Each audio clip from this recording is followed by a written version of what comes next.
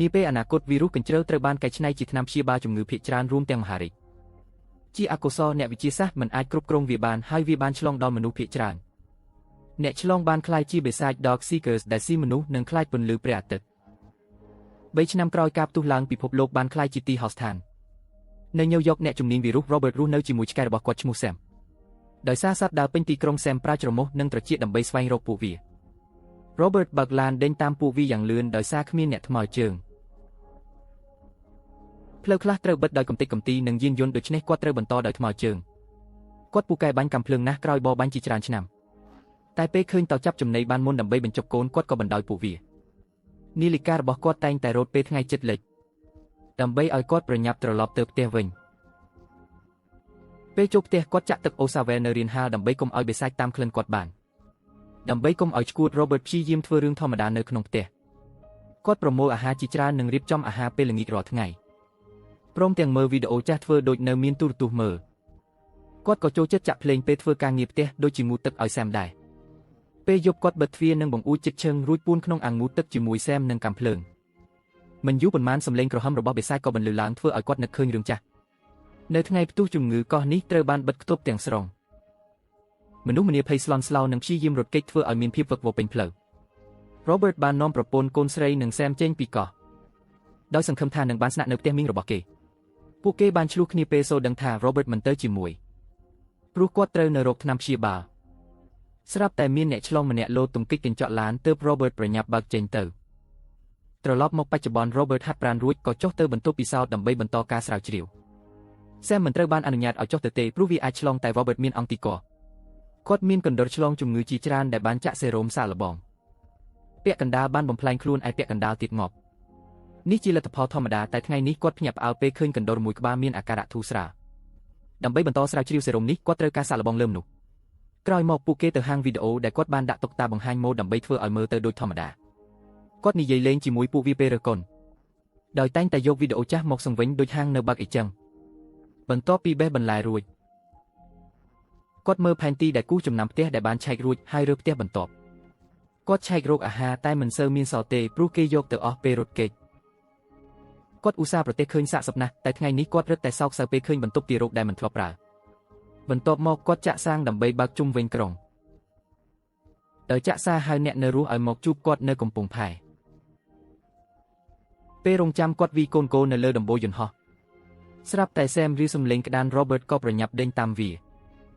គាត់រក្សាចម្ងាយតែ Sam ចូលទៅជិតពេកធ្វើឲ្យក្តានភ័យរត់ចូលក្នុងអគារ Robert ស្រែកប្រាប់ឲ្យឈប់តែវានៅតែរត់តាមគាត់គ្មានជំរើសក៏ត្រូវចូលទៅតាមដែរដោយសារបិសាចពួនក្នុងទីងឹតគាត់ដើរយ៉ាងប្រយ័ត្ននិងប្រើភ្លើងពិលតូចមួយគាត់ភ្ញាក់នឹងសំឡេងស្រែករបស់បិសាចតែគាត់មិនព្រមទៅចោលឆ្កែទេហើយក៏បន្តស្វែងរកទីបំផុតគាត់ឃើញស្នាមឈាមហើយតាមទៅជាន់លើក៏ឃើញច្រមុះមួយនៅក្រោយជញ្ជាំងគាត់ស្មានថាបាត់បង់មិត្តសម្លាញ់ហើយតែមើលចិត្តទើបដឹងថាជាសក្តាន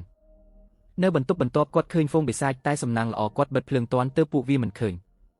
គាត់ដើរទៅបន្ទប់មួយទៀតក៏ឃើញ Sam ពូនក្រោមតោហើយមិនព្រមចេញមកពេលគាត់ហៅ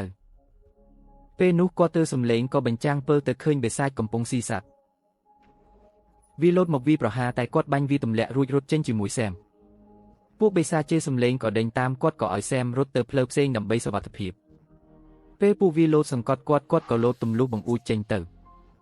គាត់ធ្លាក់ទៅសង្កត់លើបិសាចមួយទើបគាត់អាចរស់រានមានជីវិតពួកបិសាចត្រូវពន្លឺថ្ងៃឆេះស្លាប់អស់ចំណែកគាត់ក៏បានជួប Sam វិញមួយសន្ទុះក្រោយមកគាត់រៀបអន្ទាក់នៅមុខអគារនិងឡានមួយនៅមាត់ស្ពានគាត់ប្រាប់ Sam កុំឲ្យតាមរួចចន្តក់ឈាមខ្លួនឯងលើផ្ទាំងក្រណាត់ដោយសារក្លិនឈាមបិសាចមួយក៏ចេញមកឡានក៏ធ្លាក់ចុះទាញក្រណាត់រុំចាប់វាបានមេបិសាចចេញមកក្រហមដាក់គាត់ទាំងខឹងសម្បាធ្វើឲ្យវាត្រូវរលាកដោយសារពន្លឺថ្ងៃបន្តិចនៅក្នុងបន្ទប់ពិសោធន៍គាត់ចង់បិសាចនោះជាប់នឹងតោហើយឃើញស្នាមសាក់រូបមេអំបៅរបស់នាងគាត់ប្រើភ្លើងអឹបដើម្បីបញ្ជាក់ថានាងឆ្លងមេរោគមុននឹងចាក់សេរ៉ូមឲ្យនាងគ្មានអ្វីកើតឡើងទេតែបន្តិចក្រោយមកនាងចាប់ផ្ដើមប្រកាច់និងស្រែករហូតដល់សន្លប់ចង្វាក់បេះដូងនាងលោតដល់សូន្យតតែគាត់ចាក់ថ្នាំសង្គ្រោះទើបនាងដឹងខ្លួនវិញដោយខកចិត្តនឹងលទ្ធផលគាត់រលាក់ទៅយ៉ាងខ្លាំងមុននឹងចាក់សោនាងទុកបន្ទាប់មកគាត់ថតវីដេអូប្រចាំថ្ងៃនិងនិយាយពីមេបិសាចដែលហ៊ានចេញមកត្រូវពន្លឺថ្ងៃគាត់សន្និដ្ឋានថាការថយចុះមុខងារខួរក្បាលឬខ្វះអាហារធ្វើឲ្យពួកវាលែងខ្វល់ពីការរស់រានមានជីវិត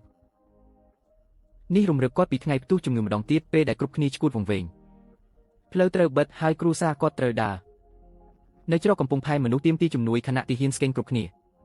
អនុញ្ញាតឲ្យតែអ្នកគ្មានមេរោគឆ្លងកាត់មកលេឆ្លងកាត់ការធ្វើតេស្តតែសូមមិនជាប់ទេទីហ៊ានក៏ព្យាយាមអូសនាងចេញ Robert ប្រើអំណាចឲ្យគេតេស្តនាងម្ដងទៀតហើយលើកាំងជាប់ដោយសារជាគ្រួសារទីហ៊ានពួកគេបានសិទ្ធឡើងឧទ្ធម្ភាគចាក់ស្ត្រីម្នាក់អង្វរគេឲ្យជួយយកកូននាងទៅធ្វើឲ្យគាត់ត្រូវបង្វែរមុខមកលេចេញពេលឧទ្ធម្ភាគចាក់មកដល់គាត់លាគ្រួសារព្រោះគាត់ចង់នៅបន្តការងារក្រោយបួងសួងរួចមកលេសម្រេចចិត្តឲ្យសែមទៅគាត់ដើម្បីការពារគាត់ក្មេងស្រីនោះក៏ធ្វើដៃជារូបមេអំបៅមុនពេលឧទ្ធម្ភាគចាក់ហោះចេញទៅត្រឡប់មកបច្ចុប្បន្នគាត់ដឹងថាជាថ្ងៃកំណើតខ្លួនតែគាត់នៅតែធ្វើកិច្ចការប្រចាំថ្ងៃដដែលពេលបើកឡានគាត់ឃើញតុកតាមួយនៅក្បែរស្ពានតែគាត់មិនបានយកវាទៅដាក់ទេគាត់ភ័យស្លន់ស្លោហើយសួរតុកតានោះថាមកដល់ទីនេះដោយរបៀបណាដោយអារម្មណ៍ច្របូកច្របល់គាត់ក៏បាញ់តុកតានោះទម្លាក់ដោយដឹងថាអាចជាអន្ទាក់គាត់បាញ់រះជុំវិញខ្លួនតែគ្មានអ្វីកើតឡើងទេគាត់ដើរទៅមើលតុកតានោះក៏ប៉ះចំអន្ទាក់ដែលចម្លងតាមអន្ទាក់របស់គាត់ឡានមួយធ្លាក់ពីលើស្ពានទាញខ្សែរឹតជើងគាត់ឲ្យសំយំក្បាលចុះក្រោមការទាញយ៉ាងខ្លាំងធ្វើឲ្យក្បាលគាត់បោកនឹងដីហូរឈាមរហូតដល់សន្លប់មួយសន្ទុះក្រោយមកនាឡិការ៉តដាស់គាត់ឃើញសែមនៅកំដរហើយថ្ងៃចិត្តលិចទើបគាត់ត្រូវប្រញាប់គាត់យកកាំបិតកាត់ខ្សែហើយក៏ធ្លាក់មកត្រូវរបួសជើងពេលនេះគាត់ត្រូវវាលើដីដើម្បីព្យាយាមទៅឲ្យដល់ឡានពេលមេឃងឹតមេហ្វូងបានលេចមុខនិងបញ្ចេញឆ្កែឆ្លងមេរោគ3ក្បាលសំណាងល្អពន្លឺព្រះអាទិត្យនៅតែអាចរារាំងពួកវាបាន Robert ខំប្រឹងក្រោកឈរតែស្រាប់តែព្រះអាទិត្យបាត់ទៅហើយពួកវាក៏វាប្រហារគាត់ទៅដល់ឡានទាន់ពេលទាញកាំភ្លើងបាញ់ឆ្កែមួយក្បាលតែមួយទៀតនៅតែអាចខំសែមបានឆ្កែទី3ស្ទុះទៅរក Robert ស្ទើរតែខំគាត់បានទៅហើយតែសែមនៅតែអាចតស៊ូនិងរុញវាចេញបានបន្ទាប់មក Robert ក៏បាញ់វាសម្លាប់ចោលបន្ទាប់មកសែមក៏ដួលដោយការឈឺចាប់ Robert ប្រញាប់បីនាងទៅបន្ទប់ពិសោធន៍ហើយចាក់សេរ៉ូមឲ្យនាងពេលរងចាំគាត់ដាក់នាងលើភ្លៅហើយច្រៀងបំពេនាងតែគួរឲ្យស្ដាយនាងចាប់ផ្ដើមប្រែប្រួលហើយពេលសែមខំគាត់គ្មានជំរឿក្រៅពីសម្លាប់នាងទេតែធ្វើឲ្យគាត់ខូចចិត្តយ៉ាងខ្លាំងក្រោយមក Robert កប់សែមនៅសួនច្បារហើយលេបថ្នាំដើម្បីកុំឲ្យបាក់ទឹកចិត្តពេលត្រឡប់មកឡានវិញគាត់ឈឺចាប់ពេលឃើញកៅអីទេស្អាតទីបំផុតគាត់ឈប់នៅហាងវីដេអូហើយនិយាយជាមួយតុកតាតែគ្មានការឆ្លើយតបធ្វើឲ្យគាត់កាន់តែឯកាដោយសេចក្តីក្រោធនិងទុក្ខសោក Robert បើកឡានទៅស្ពានហើយបើកបុកពួក Dog Seekers ដើម្បីសងសឹកគាត់សម្លាប់ពួកវាបានជាច្រើនតែពួកវានៅតែបន្តមកហើយវាឡានរហូតដល់ជាប់នៅគែមស្ពានពេលមេហ្វូងវាបំបែកកញ្ចក់ហើយពួកវាឡើងលើឡាន Robert បើកចេញពីគែមស្ពានតែទៅបុកនឹងបង្គោលភ្លើងពួក Dog Seekers ឡើងបង្គោលនោះទម្លាក់លើឡានធ្វើឲ្យខូចដំបូល Robert ខំប្រឹងបើកចេញតែពួកវានៅតែវានឹងរុញឡានតាមបញ្ជាមេវាទីបំផុតឡានក៏ក្រឡាប់ហើយ Robert ជាប់នៅខាងក្នុងមេហ្វូងលូនចូលតាមកញ្ចក់ហើយរៀបនឹងសម្លាប់គាត់តែពេលនោះពន្លឺឲ្យភ្លឺចែងចាំងធ្វើឲ្យពួកគាត់រត់ចេញអស់ Robert ឃើញនរណាម្នាក់ដើរមកជិតមុនពេលគាត់សន្លប់គាត់ដឹងខ្លួនមួយផ្លេតហើយដឹងថាគាត់នៅក្នុងឡានជាមួយស្ត្រីម្នាក់សួររកអាសយដ្ឋានគាត់ក៏ប្រាប់នាងមុនពេលសន្លប់ម្ដងទៀតលើកនេះ Robert យល់សប្តិឃើញគ្រួសារគាត់ចាក់ចេញតាមឧទ្ធម្ភាគចាក់ពេលនោះរដ្ឋាភិបាលបានទម្លាក់គ្រាប់បែកលើស្ពានបិទកោះធ្វើឲ្យមនុស្សកាន់តែភ័យស្លន់ស្លោពួកគេលោតឡើងឧទ្ធម្ភាគចាក់មួយទៀតដោយអស់សង្ឃឹមធ្វើឲ្យវាបាត់បង់ការគ្រប់គ្រងហើយក៏បុកជាមួយឧទ្ធម្ភាគចាក់គ្រួសារ Robert បច្ចុប្បន្ន Robert ភ្ញាក់ឡើងលើសាឡុងនៅផ្ទះហើយឃើញថារបួសជើងគាត់ត្រូវបានដេរពេលឮសំឡេងគាត់ទាញកាំភ្លើងចូលទៅផ្ទះបាយហើយមួយផ្លេតគាត់គិតថាឃើញគ្រួសារគាត់ប៉ុន្តែវាគឺជា Anna និងកូនប្រុសនាង Ethan ដែលបានជួយគាត់យប់មិញ Robert ទុកកាំភ្លើងហើយ Anna លួងគាត់ឲ្យញ៉ាំអាហារពេលព្រឹកជាមួយពួកគេនាងប្រាប់ថាពួកគេមកពី Maryland ហើយមកកំពុងផែពេលលើសារគាត់តាមវិទ្យុឥឡូវពួកគេធ្វើដំណើរទៅ Vermont ព្រោះមានសហគមន៍អ្នកនៅរស់រានមានជីវិតនៅទីនោះ Robert មិនជឿហើយគប់ចានចោលទាំងខឹងព្រមទាំងនិយាយថាមនុស្សស្លាប់អស់ហើយពេលដឹងខ្លួនថាខឹងជ្រុល Robert ទៅបន្ទប់ទឹកដើម្បីរងាប់អារម្មណ៍បន្ទាប់មកគាត់ត្រឡប់មកបន្ទប់ទទួលភ្ញៀវវិញឃើញពួកគេកំពុងមើលរឿង Shrek Robert ចាប់ផ្ដើមនិយាយតាមតួអង្គដើម្បីបញ្យល់ថាគាត់មិនស៊ាំនឹងការនៅក្បែរមនុស្សទើបគាត់រៀងឆ្កងតែគាត់គ្មានបំណងអាក្រក់ទេបន្ទាប់ពីអរគុណ Anna គាត់សួរថានាងរស់រានមានជីវិតដោយរបៀបណា Anna ពន្យល់ថានាងនៅលើប៉ាល់ជំនះកាក់បាតក្រហមជិត Sao Paulo ពេលកងទ័ពជើងទឹកដួលរលំពួកគេចូលចតដើម្បីរកស្បៀងគួរឲ្យស្ដាយមានគេលួចកប៉ាល់នាងហើយទោះបីមិត្តរួមក្រុម5នាក់មានភាពស៊ាំពួកគេត្រូវបានសម្លាប់ដោយពួក Dog Seekers ដោយសារយប់ហើយនាងនឹងចាក់ចេញជាមួយ Ethan ថ្ងៃស្អែកតែ Robert នៅតែបដិសេធមិនទៅជាមួយពួកគេព្រោះចង់បន្តស្រាវជ្រាវថ្នាំសង្គ្រោះពេលរសៀល Robert ទៅពិនិត្យអន្ទាក់ដែលចាប់គាត់លើកមុនហើយមិនជឿថាពួកវាជាអ្នកធ្វើទេព្រោះគិតថាពួកវាគ្មានខួរក្បាលឆ្លាតវៃពួកគេពិភាក្សាគ្នានៅជិតអាងទឹកដែល Ethan ហើយ Anna សន្និដ្ឋានថាពួកវាកំពុងវិវត្តពេល Ethan រអ៊ូថាទឹកត្រជាក់ Robert ក៏នឹកឃើញគំនិតមួយនៅក្នុងបន្ទប់ពិសោធន៍ Robert ចាក់ថ្នាំសណ្ដំវាហើយដាក់លើទឹកកកដោយសង្ឃឹមថាការបដូរសីតុណ្ហភាពរាងកាយនឹងជួយឲ្យសេរ៉ូមមានប្រសិទ្ធភាព Anna ឃើញរូបថតជាច្រើននៅលើជញ្ជាំងបង្ហាញថា Robert ធ្លាប់សាកល្បងសេរ៉ូមលើពួកវាជាច្រើនតែពួកវាស្លាប់ទាំងអស់ ក្រោយមកពួកគេឃើញ Evan ដេកលក់លើសាឡុងក៏យកគេទៅគេងលើក្រែ Molly Anna ឃើញរូបថតគ្រួសារ Robert គាត់ក៏ប្រាប់ថា Molly ដាក់ឈ្មោះតាមតារាចម្រៀងល្បីដោយសារ Anna មិនដែលស្គាល់គាត់ Robert ក៏ចាក់ចម្រៀងគាត់ឲ្យស្ដាប់ហើយពន្យល់ថា Bob Marley ជាកម្លាំងចិត្តគាត់ព្រោះគាត់នៅតែច្រៀងទោះត្រូវគេបាញ់ក្នុងផ្ទះក៏ដោយពេលមេឃចាប់ផ្ដើមងឹត Robert ចាប់ផ្ដើមបិទបង្អួចទាំងអស់ Anna សុំគាត់ម្ដងទៀតឲ្យទៅសហគមន៍ជាមួយពួកគេ Robert ក៏សួរថានាងប្រកាសចិត្តយ៉ាងម៉េចថាវាពិតពេល Anna ថាព្រះប្រាប់នាងព្រោះទ្រង់មានផែនការ Robert ក៏ស្រែកកំហុសដាក់នាងរំលឹកនាងថាមនុស្សរាប់ពាន់លានអ្នកបានស្លាប់ហើយភាគច្រើនកំពុងស៊ីសាកសពគាត់គិតថាវាបញ្ជាក់ថាគ្មានព្រះទេការខឹងសម្បាររបស់គាត់ត្រូវរំខានដោយសម្លេងចម្លែកនៅខាងក្រៅពេល Robert មើលទៅក្រៅគាត់ឃើញថាពួកវាបានតាមពួកគេមកហើយកំពុងឡោមព័ទ្ធផ្ទះពេល Anna រត់ឡើងទៅលើមើល Evan Robert បើកភ្លើងដែលគាត់រៀបចំនៅខាងក្រៅតែពួកវាសហការគ្នាវាបំបែកភ្លើងអស់ហើយចាប់ផ្ដើមរត់សម្ដៅមកផ្ទះម្ដងទៀត Robert គ្មានជំរឿក្រៅពីចុចគ្រាប់បែកដែលកប់ខាងក្រៅសម្រាប់ពួកវាមួយហ្វូងធំពេលភ្លើងឆេះរាលដាលតាមផ្លូវ Robert ទៅរក Anna តែត្រូវមេហ្វូងលោតសង្កត់ Robert ត្រូវវាខំនឹងបោកផ្ទុកពេញបន្ទប់ធ្វើឲ្យគាត់ឈឺចាប់យ៉ាងខ្លាំងនេះផ្ដល់ឱកាសឲ្យមួយទៀតរត់ឡើងទៅលើមេហ្វូងបោក Robert លើតុនឹងទូសៀវភៅមុននឹងទម្លាក់គាត់ចុះហើយស្រែកនេះផ្ដល់ឱកាសឲ្យ Robert យកទូនៅវិសចាក់ជើងវាក៏បោះគាត់ចុះតាមជណ្ដើរឥឡូវ Robert អាចលូកយកកាំភ្លើងពីកន្ត្រកឆាប់ហើយបាញ់ប្រហារមេហ្វូងគេចផុតគ្រប់គ្រាប់ហើយរត់ទៅបន្ទប់ផ្សេងដោយឃើញធុងហ្គាសក្នុងបន្ទប់នោះ Robert បាញ់វាឲ្យផ្ទុះប៉ុន្តែវារត់គេចបានដោយឡើងតាមជណ្ដើរ Robert ដេញតាមបាញ់រះធ្វើឲ្យខូចខាតផ្ទះជាច្រើនកន្លែងគាត់ដឹងខ្លួនយឺតពេលថាវាបានរត់គេចតាមបង្អួចបាត់ទៅហើយបន្ទាប់ពីទម្លាក់កាំភ្លើងចោល Robert ទៅរកមិត្តគាត់ហើយឃើញពួកគេពួនក្រោមគ្រឿងសង្ហារឹម